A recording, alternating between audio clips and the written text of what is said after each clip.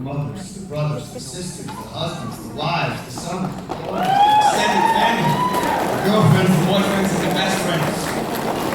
You have raised us and come alongside us all the way. You fed us, you clothed us, you housed us, you pushed us to get educations, you kept our noses clean, you taught and helped us to live good lives. You brought us to this point and so much more. And most importantly, you loved us, and we love you. Thank you.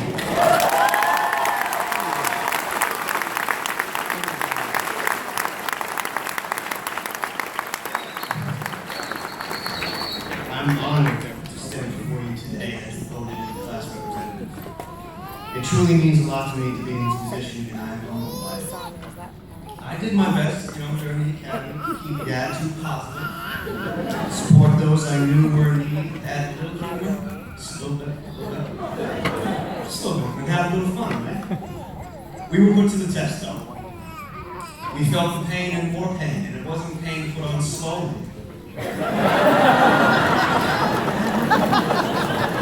It was pain!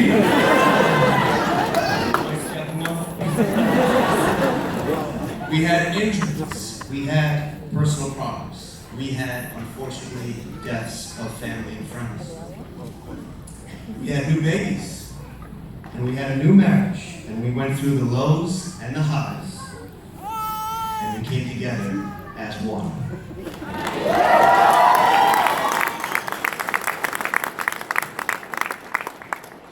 One of the things that the instructors were pushing us towards was stress, and there were many methods that were used to create stress, whether it was by physical training sessions, walking up and down 12 flights of stairs, hearing the dreaded words by Lieutenant Durham, "We will do down in Hobart."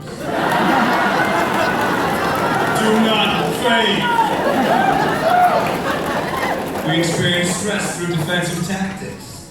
We had discouraging words to vet out those who weren't ready for this. We were called powder puffs. We were told that we don't care. We're a bunch of individuals. We need to stop fidgeting. You guys want to hear that, don't you? Bunch of powder puffs! He doesn't care, okay? Bunch of individuals! Stop fidgeting!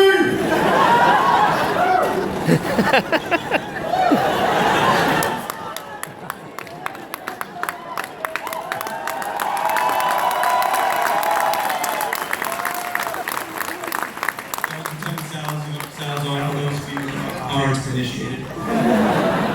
We had stress through being OC sprayed, and some of us yelling, "Someone please help me!" I know some of you people are probably listening to this like, "Oh my goodness, physical stress, discouraging words, OC spray. What is this we're trying to produce? Demons? Come on! Why don't pick the bottle, okay?"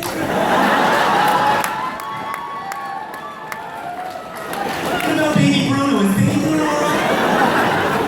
Is he mentally stable? Your little Principato and your Baby Bruno, okay? Your mommies and your daddies don't need to call.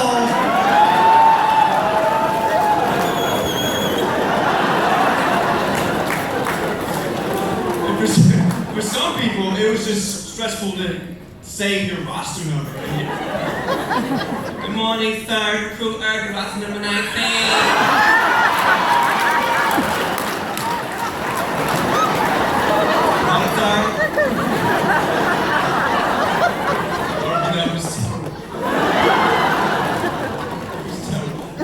Do it again. Go loud. I can't hear you. On the side, recruit Earth, roster number 19. No. By the way, anybody that I impersonate, I ask them if I can impersonate. So they'll be like, he's terrible. I asked them, so we're good. But to Irby's credit, she finally got it right. She did.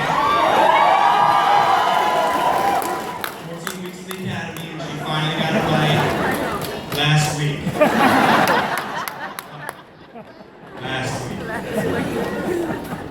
And then there's the sweetheart Moriarty. Good morning, sir.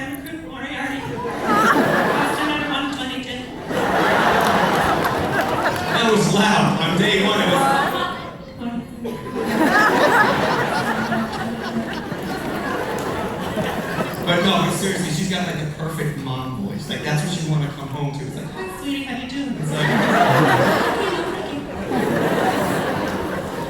and then you got, recruit the kites!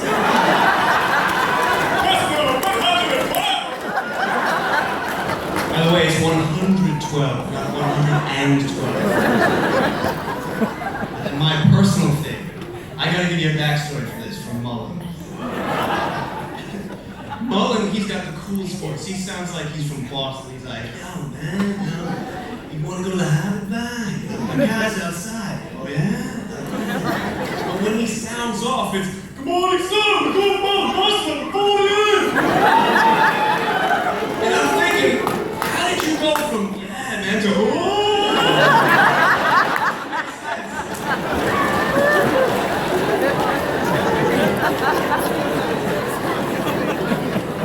Let me get back to my speech before Baby messes up.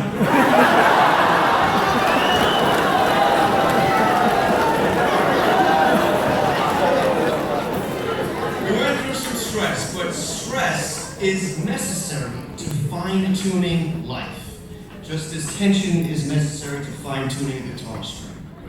Pressure always magnifies, and what does it magnify? It magnifies you. Stress, pressure, it reveals you for who you are deep inside. And your strength is tested by resistance to pressure. True of marriage, true of friendships, true of character, and true of a court officer. I applaud you officers because you've been through a lot. You've been hit in your wallets, sacrificed time with family and friends, and you pushed yourselves hard. I want to read to you something that is straight out of the recruit binders. Within the first few pages of the binder is a page called Law Enforcement Officer's Pledge. And I know you all read it, right? Right.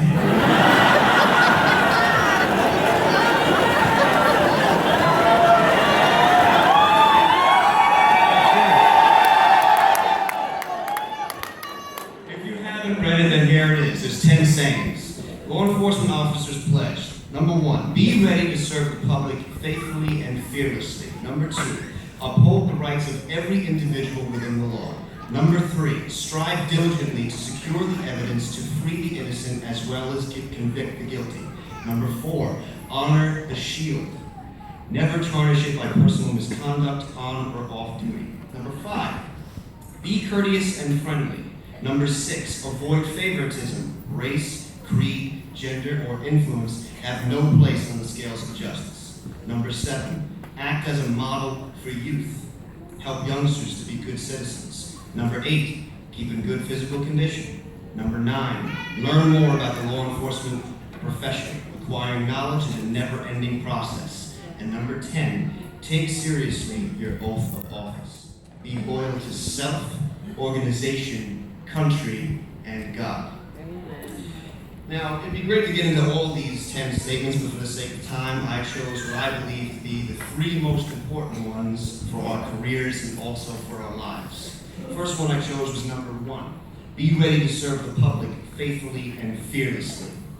Now, we obviously will be dealing with the public on a daily basis.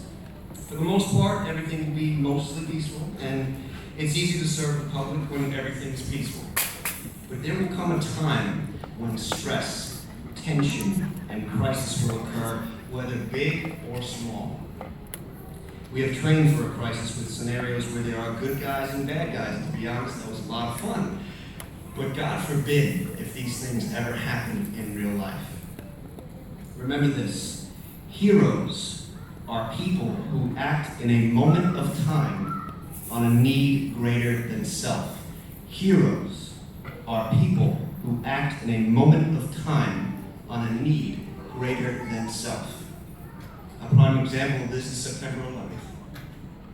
Crisis doesn't make the person, it only exposes you for who you already are. On September 11th, we saw men and women from all different civil service positions finally revealing themselves for who they are truly deep down inside, heroes. They were ready to serve faithfully and fearlessly. And we must be ready to do the same.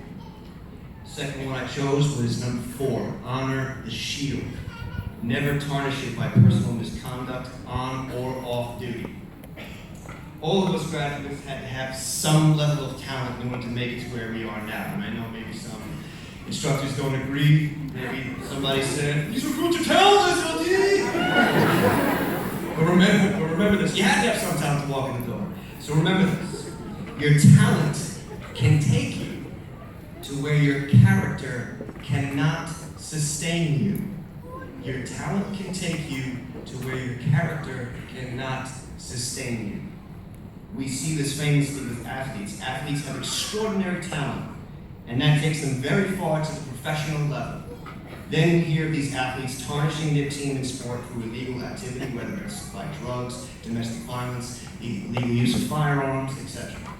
Their talent took them to a place where their character could not sustain them.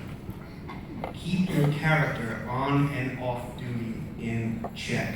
Always seek the higher ground with all your moral decisions. In order to do this, we need a set of principles to stand upon. I'm not necessarily talking about the R&P, obviously we need to follow that, but a set of principles to build your life upon that are righteous and virtuous.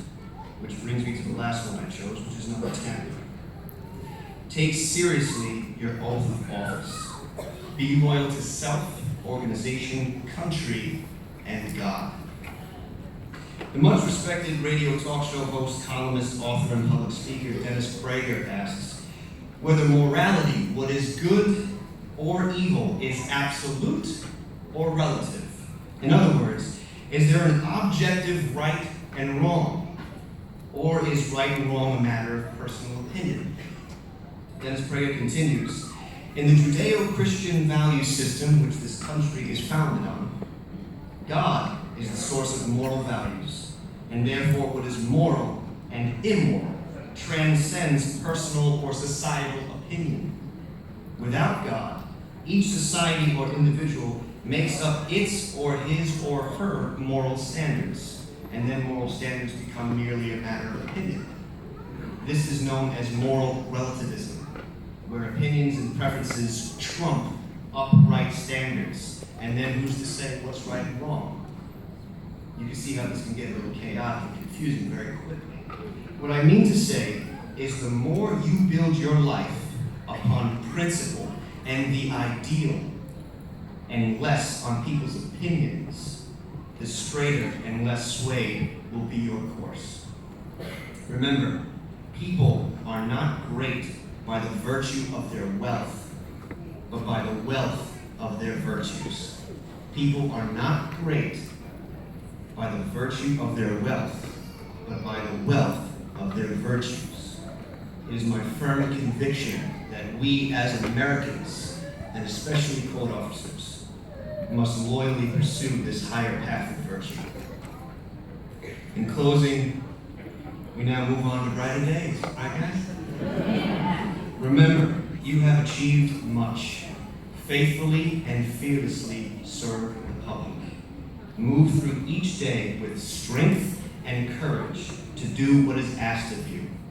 Use the characteristics of love, joy, peace, patience, kindness, goodness, faithfulness, gentleness, and self-control as your guide.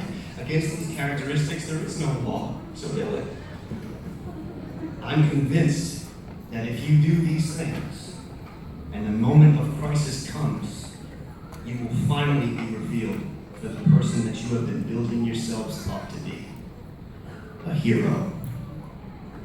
Court officers, what is your profession?